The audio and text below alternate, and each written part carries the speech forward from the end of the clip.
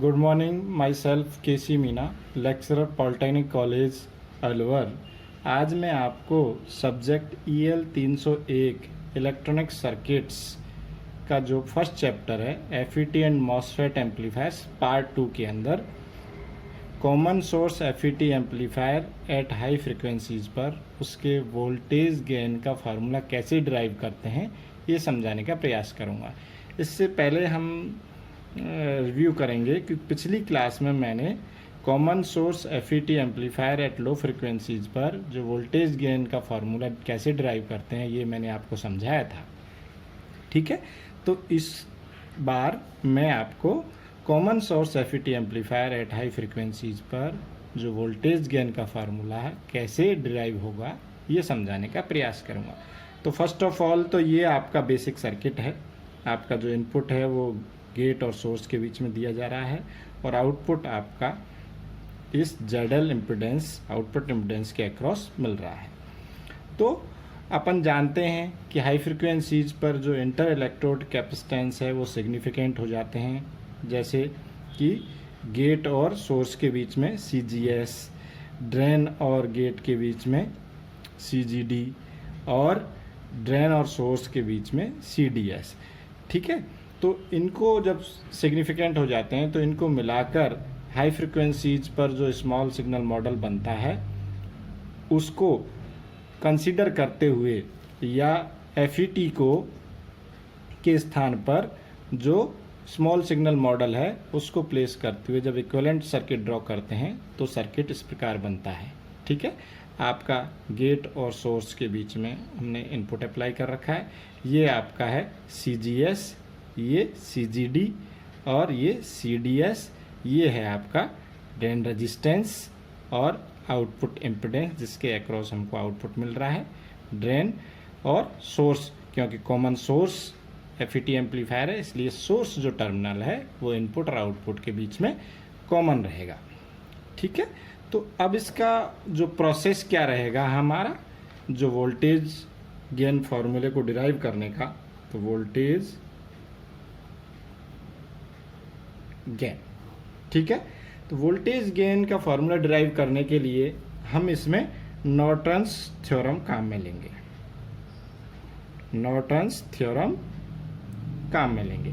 Norton's theorem किसी भी दो टर्मिनल्स सर्किट के दो टर्मिनल्स के अक्रॉस अगर नॉर्टन्स इक्विवेलेंट हम ड्रॉ करते हैं तो उसके अक्रॉस जो वोल्टेज है वो होता है आपका VO equal to I into Z, जहाँ पर जो I है वो उन टर्मिनल्स के बीच में शॉर्ट सर्किट करने पर जो करंट फ्लो होगा उसका मान होगा। तो short circuited current between D and S, तो यहाँ पर जो हमारा टर्मिनल है ये। ठीक है, तो जब D और S को हम शॉर्ट सर्किट करेंगे तो इस शॉर्ट सर्किट में जो धारा का मान प्रभावित होगा वो है आपका I और दूसरा है आपका इम्पिडेंस Z। Z क्या है आपका ड्रेन और सोर्स के बीच में इम्पिडेंस। कब? जब सारे इंडिपेंडेंट वोल्टेज सोर्सेज को हम शॉर्ट सर्किट कर देंगे। When all independent voltage sources will be shorted। ठीक है, तो इसमें दो कैलकुलेशन की जरूरत पड़ेगी। एक बार तो आपको शॉर्ट सर्किटेड करंट निकालना पड़ेगा और एक बार में अपन को जो ड्रेन और सोर्स के बीच में इम्पिडेंस निकालना पड़ेगा। तो सबसे पहले हम आपका Z की कैलकुलेशन करेंगे। Calculation of Z। तो कैलकुलेशन ऑफ Z करने के लिए हमको क्या करना पड़ेगा, आपका जो इक्विवेलेंट सर्किट को पुनः रीड्रॉ करना होगा। कैसे? कि जब all independent voltage source sorted. इसका मतलब क्या है, मीनिंग आपका VI आपको सॉर्ट करके और इक्विवेलेंट सर्किट आपका ड्रॉ करना पड़ेगा। तो जो इक्विवेलेंट सर्किट ड्रॉ करेंगे हम VI को सॉर्ट करते हुए, तो वो इस प्रकार बनेगा आपका, सिर्फ ये रह जाएगा सर्किट के अंदर।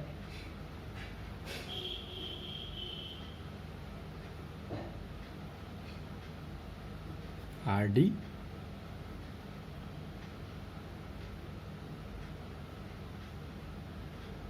ये D एंड S, ये है आपका CGD, CDS, ये RD एंड ये ZL। ठीक है, तो जब हम सारे इंडिपेंडेंट वोल्टेज सोर्स मतलब इस VI को शॉर्ट कर देंगे, VI को शॉर्ट कर देंगे तो VGS तो शॉर्ट हो ही जाएगा। ये पॉइंट आपका यहाँ कनेक्ट हो जाएगा। ठीक है, VI शॉर्ट हो गया तो ये करंट जो जनरेटर है ये भी ओपन हो गया एक तरीके से। ठीक है, तो ये VGD, CDS, RD और ZL जैसा कि इक्विवेलेंट सर्किट जो रीड्रॉ किया है उसमें दिखाया मैंने, इस प्रकार बन जाएगा। ठीक है, अब इस केस में अपने को निकालना है इम्पीडेंस। तो इम्पीडेंस क्या होगा आपका, parallel combination of impedance 1/Z equal to, सबसे पहले ये 1/ reactance offered by CGD plus 1/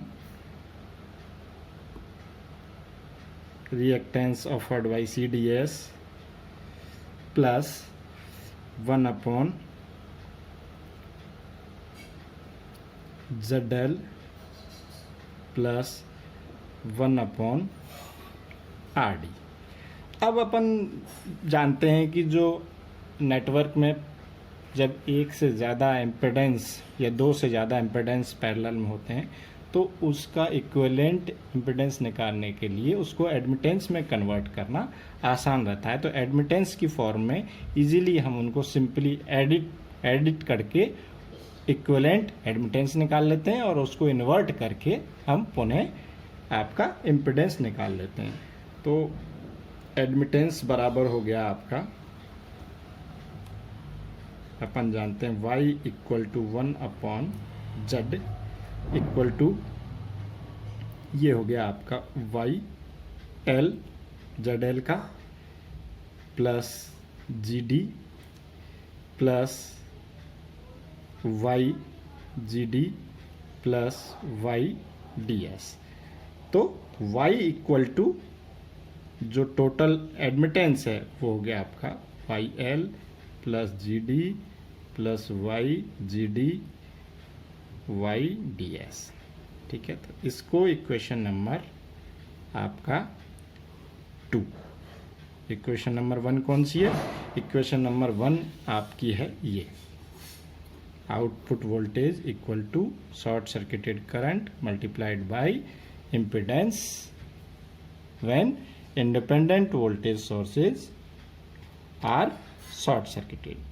ठीक है, तो अब इस प्रकार हम एडमिटेंस की कैलकुलेशन कर लेंगे, जो कि ये होगी Y equal to YL plus GD plus YGD plus YDS। इसके पश्चात हम आपकी जो शॉर्ट सर्किटेड करंट है, शॉर्ट सर्किटेड करंट I, इसकी कैलकुलेशन करते हैं।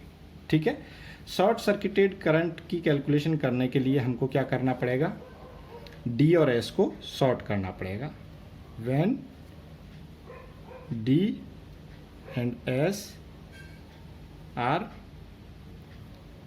Shorted and redraw the circuit, मतलब सर्किट को हम पुनः रीड्रॉ करेंगे। कब, जब D और S को शॉर्ट सर्किट करते हुए सर्किट को पुनः रीड्रॉ करेंगे तो सर्किट इस प्रकार बनेगा आपका।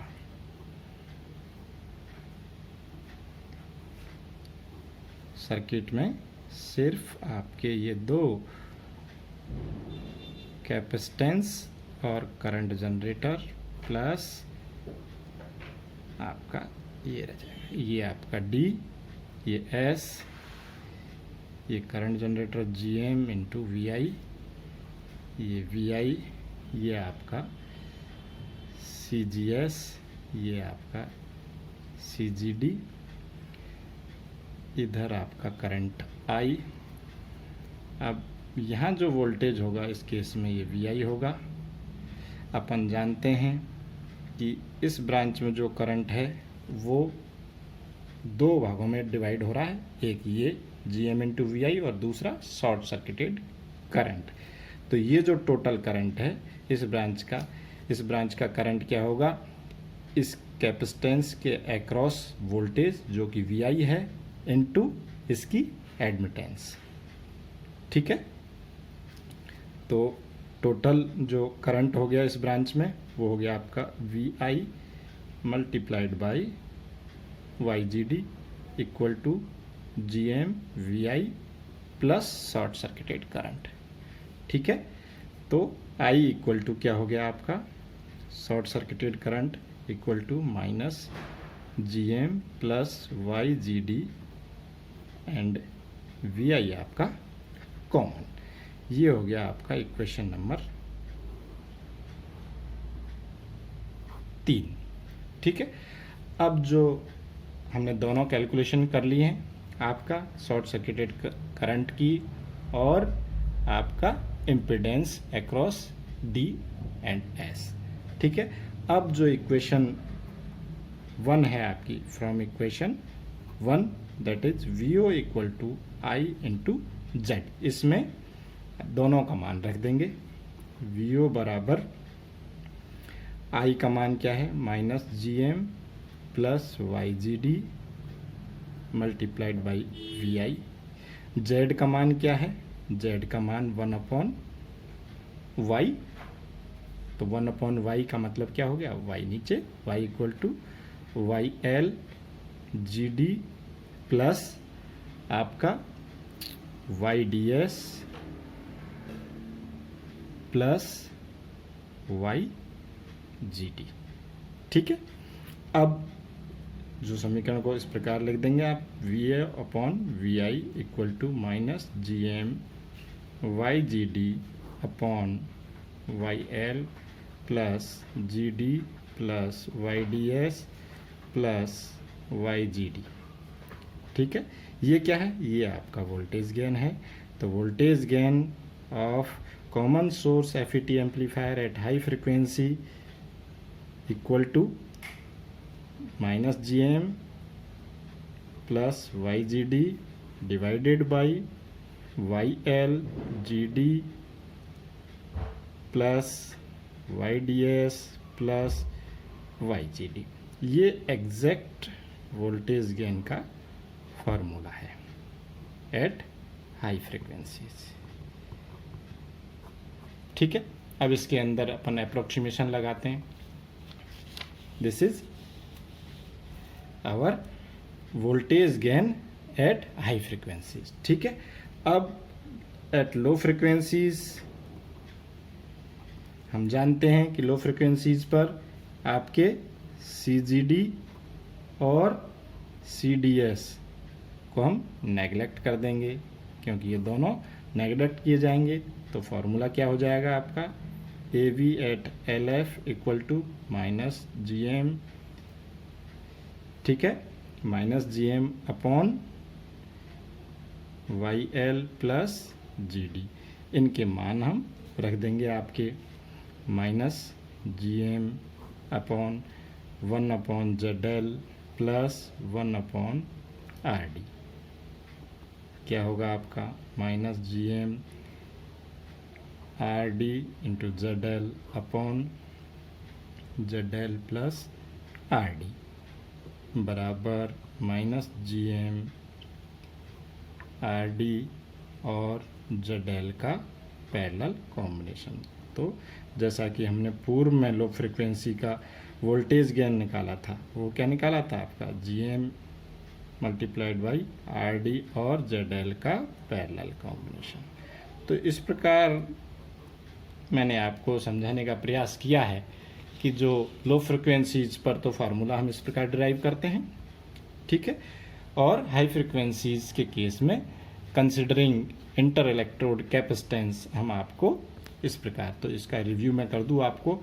तो सबसे पहले तो हम क्या करते हैं आपका, सबसे पहले हम करते हैं वोल्टेज गेन के लिए नॉर्टन्स थ्योरम। नॉर्टन्स थ्योरम निकालने के लिए क्या करेंगे, हमको चाहिएगा आपका short circuited current gain between drain and source, ठीक है।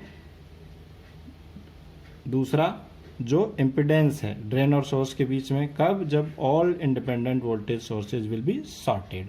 दो कैलकुलेशन करनी पड़ेंगी।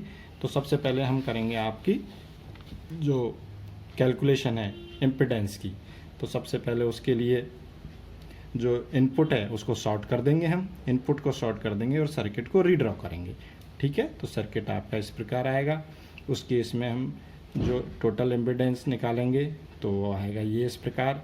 अब हम जानते हैं कि जब सर्किट में कई पैरेलल इम्पिडेंस एक साथ जोड़ते हैं तो सिंप्लिसिटी के लिए हमको एडमिटेंस की फॉर्म में उसको पहले निकालते हैं, जिससे कि एडमिटेंस को हम सिंपली ऐड करके इक्विवेलेंट एडमिटेंस निकाल लेते हैं और उसका इन्वर्स करके हम इक्विवेलेंट एडमिटेंस और इम्पिडेंस निकाल लेते हैं, ठीक है। तो इस प्रकार निकालने के बाद में हम जो शॉर्ट सर्किटेड करंट निकालते हैं तो इसके लिए क्या करेंगे, हमको डी और एस को शॉर्ट करना पड़ेगा और वापस सर्किट को रीड्रॉ करेंगे। सर्किट को रीड्रॉ करेंगे तो सर्किट इस प्रकार बनेगा, ठीक है। फिर उसके पश्चात हम देखते हैं सर्किट को कि जो ये करंट है ये दो पार्ट में डिवाइड हो रहा है, इधर और आपका ये शॉर्ट सर्किटेड करंट, ठीक है। इस ब्रांच में जो करंट होगा उसका मान होगा आपका इस कैपेसिटेंस के अक्रॉस वोल्टेज जो कि आपका VI है और इसका एडमिटेंस। तो ये हो गया इस ब्रांच में करंट जो कि दो पार्ट में डिवाइड हो रहा है आपका GMVI प्लस I। तो इस प्रकार I निकाल लेते हैं हम, ठीक है। और वापस से जो फार्मूला है नॉर्टन्स इक्विवेलेंट का, आउटपुट वोल्टेज बराबर short circuited current multiplied by impedance between या impedance across D and S, उसको पुट करने के बाद में फाइनली हम आपका इस कंक्लूजन पर पहुंचते हैं कि जो वोल्टेज गेन का फार्मूला है हाई फ्रिक्वेंसीज पर वो है -GM/GD divided by YL plus GD plus YDS plus YGD, ठीक है। अब इससे अगर हम लो फ्रिक्वेंसी पर जो वोल्टेज गेन का फार्मूला है वो निकालना चाहें तो हम जानते हैं कि लो फ्रिक्वेंसीज पर जो इंटर इलेक्ट्रोड कैपेसिटेंस हैं फार्मूले में से वो आपके नेगलेक्ट करने पड़ेंगे या इग्नोर करने पड़ेंगे हमको। तो इस केस में हमको क्या करना पड़ेगा, YDS और YGD दोनों जो रिएक्टेंस या एडमिटेंस ऑफर्ड बाय CGD और CDS हैं उनको हमको नेगलेक्ट कर देंगे। नेगलेक्ट करने पर आपका ये बचेगा -GM/YL/YGD। हम जानते हैं कि ये एडमिटेंस है लोड इम्पिडेंस का, तो 1/ZL होगा। ये है आपका ड्रेन रेजिस्टेंस, तो 1/RD। इसको सॉल्व करने पर आएगा आपका -GM/RD एंड ZL का पैरेलल कॉम्बिनेशन, जो कि पूर्व में भी हमने निकाल कर वेरीफाई किया हुआ है। Thank you very much.